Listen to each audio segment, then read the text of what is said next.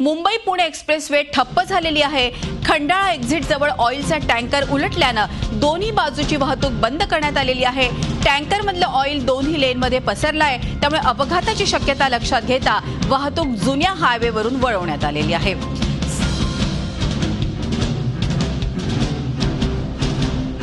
एकूणच या संदर्भात अधिक माहिती घेऊयात। आपले प्रतिनिधी विशाल पडाळे आपल्याबरोबर आहे। विशाल, एकूणच रेस्क्यू ऑपरेशन कसं सुरू आहे आणि आताच्या वाहतुकीची परिस्थिती काय?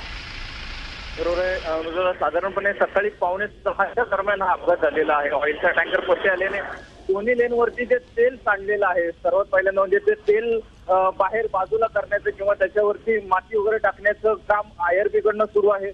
परंतु आता कामाची परिस्थिती आणि एकूण दृश्य बघता या मार्गावरील वाहतूक अजूनही सुमारे पुढील 2 किंवा त्याहूनही अधिक 2 तास किंवा त्याहून अधिक काळ ठप्प राहण्याची चिन्ह आहे। यामुळे दोन्ही बाजूला एक्सप्रेस हायवेच्या दोन्ही बाजूला लांबच लांब वाहनांच्या रांगा लागलेल्या आहेत।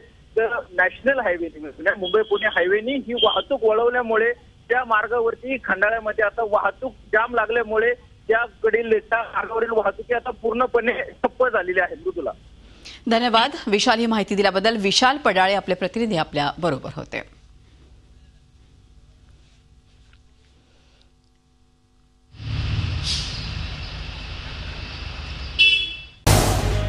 झी 24 तास रहा एक पाऊल पुढे।